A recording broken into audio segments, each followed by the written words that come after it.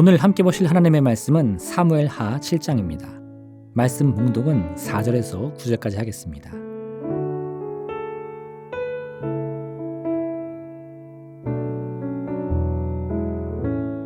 그 밤에 여호와의 말씀이 나단에게 임하여 이르되 가서 내 종 다윗에게 말하기를 여호와께서 이와 같이 말씀하시되 내가 나를 위하여 내가 살 집을 건축하겠느냐. 내가 이스라엘 자손을 애굽에서 인도하여 내던 날부터 오늘까지 집에 살지 아니하고 장막과 성막 안에서 다녔나니 이스라엘 자손과 더불어 다니는 모든 곳에서 내가 내 백성 이스라엘을 먹이라고 명령한 이스라엘 어느 지파들 가운데 하나에게 내가 말하기를 너희가 어찌하여 나를 위하여 백향목집을 건축하지 아니하였느냐고 말하였느냐. 그러므로 이제 내 종 다윗에게 이와 같이 말하라. 만군의 여호와께서 이와 같이 말씀하시기를 내가 너를 목장 곧 양을 따르는 데에서 데려다가 내 백성 이스라엘의 주권자로 삼고 내가 가는 모든 곳에서 내가 너와 함께 있어 내 모든 원수를 네 앞에서 멸하였은즉 땅에서 위대한 자들의 이름같이 내 이름을 위대하게 만들어 주리라. 아멘.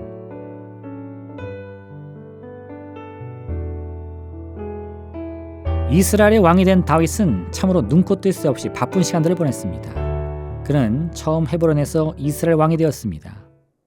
하지만 사울 왕을 따르던 이들은 사울의 아들 이스보셋을 왕으로 세우고는 다윗과 대립각을 세웠습니다. 다윗은 동족과의 길고도 지난한 전쟁을 치른 후에야 온 이스라엘 지파의 왕이 될 수 있었습니다. 그렇게 온 백성의 왕이 된 후에 다윗은 예루살렘을 정복하여 이스라엘 수도로 삼았고 그 시기까지 끊임없이 자신들을 괴롭혔던 브레셋과 싸워도 승리를 거두었습니다. 그리고는 하나님의 언약궤를 예루살렘으로 옮겨 이스라엘 나라의 발전과 번영을 위한 기초를 탄탄히 세워나갔습니다. 그렇게 이스라엘 운명을 건 여러 사건들을 다 마무리한 후에 한가로이 궁에 있던 다윗은 문득 하나님의 언약궤가 모세 시대 이후로 계속해서 성막에 있음을 깨닫게 됩니다. 그는 선지자 나단을 불러서는 자신이 보고 느낀 바를 설명하면서 이제는 나라도 어느 정도 안정이 되었으니 하나님을 위한 성전을 이 예루살렘에 건축할 것이라는 계획을 알립니다. 선지자 나단은 다윗의 계획을 듣고서는 하나님께서도 이를 기뻐하실 것이라고 생각합니다. 그런데 그날 밤 하나님께서 주신 말씀은 선지자 나단의 생각과 완전히 달랐습니다. 하나님은 이스라엘 백성들을 세우신 그날부터 지금까지 단 한 번도 성전에 대한 말씀을 주신 적이 없다는 것입니다. 하나님은 성전 건축을 위해 이스라엘 민족을 세우고 다윗을 왕으로 삼으신 것이 아니었습니다. 성전의 유무는 하나님의 편에서 보면 아무런 의미도 없는 인간의 편의를 위한 건축물에 불과했습니다. 그런데 더 놀라운 것은 이처럼 성전 건축을 반대하신 하나님은 또한 다윗의 왕위가 앞으로 영원히 경고할 것을 말씀해 주십니다. 이는 다윗이 하나님께 사랑받는 이유가 성전 건축을 계획했기 때문이 아님을 우리에게 일러주는 것입니다. 다윗을 향한 하나님의 뜻과 섭리는 처음부터 완전한 것이었습니다. 하나님께서는 다윗의 행동이나 반응을 보고 그를 택하고 사랑한 것이 아닙니다. 처음부터 하나님은 다윗을 완전한 이스라엘의 왕으로 세우실 계획을 가지고 있었던 것입니다.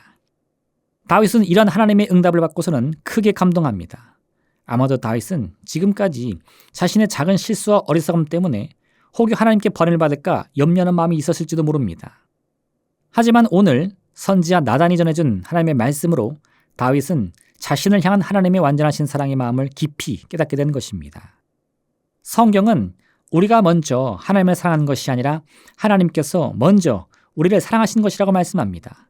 즉 다윗이 하나님을 위해서 성전을 건축하려고 한 이유는 하나님의 마음을 얻어 더 깊이 자신을 사랑해달라는 그런 요구를 위함이 아니라 오히려 지금까지 받은 하나님의 은혜와 사랑에 너무나 감사하는 마음 때문인 것이었습니다.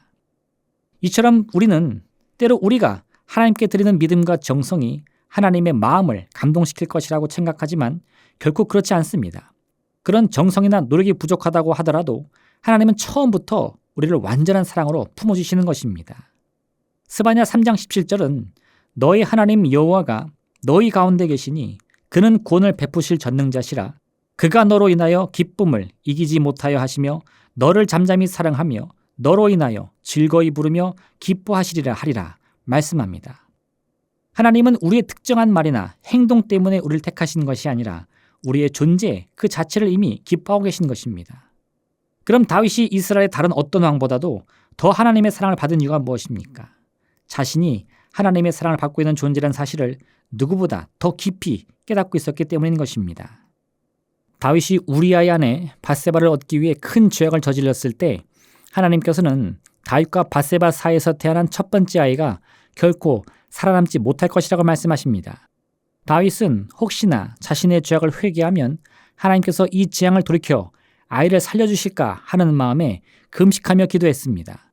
하지만 결국 아이는 하나님의 말씀 그대로 숨을 거두고 말았습니다. 이 소식을 듣게 된 다윗은 즉시 목욕을 하고 머리에 기름을 바르고 깨끗한 옷으로 갈아입고 음식을 먹은 후에 왕의 업무에 집중합니다.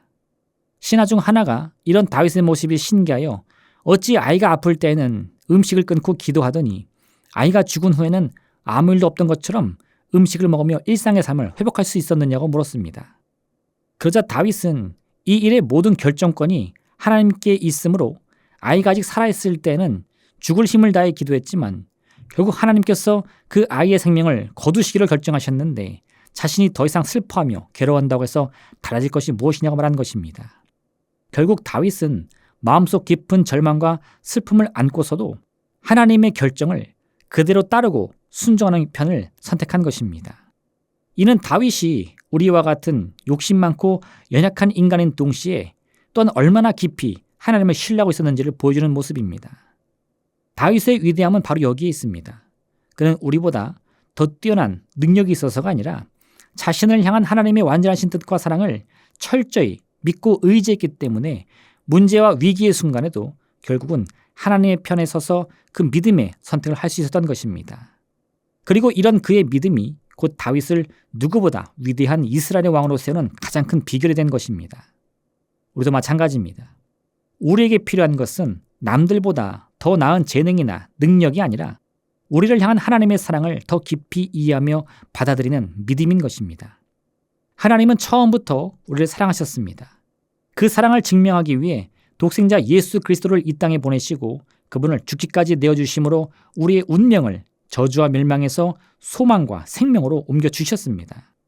오늘 하루 이와 같은 우리를 향한 하나님의 사랑과 뜻, 그 섭리를 철저히 믿고 의지함으로 염려, 걱정, 근심은 다 내려놓고 하나님이 주시는 진정한 기쁨과 평안을 누리는 복된 시간 되시기를 부탁드립니다.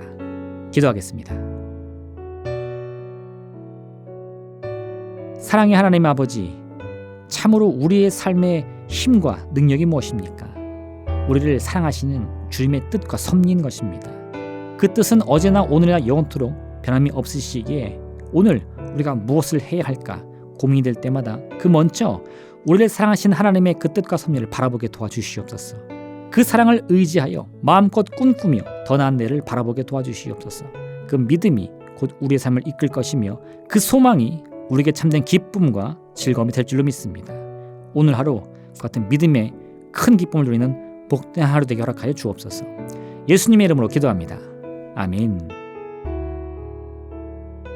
하늘에 계신 우리 아버지, 아버지의 이름을 거룩하게 하시며 아버지의 나라가 오게 하시며 아버지의 뜻이 하늘에서와 같이 땅에서도 이루어지게 하소서. 오늘 우리에게 일용할 양식을 주시고 우리가 우리에게 잘못한 사람을 용서하여 준 것 같이 우리 죄를 용서하여 주시고 우리를 시험에 빠지지 않게 하시고 악에서 구하소서. 나라와 권능과 영광이 영원히 아버지의 것입니다. 아멘.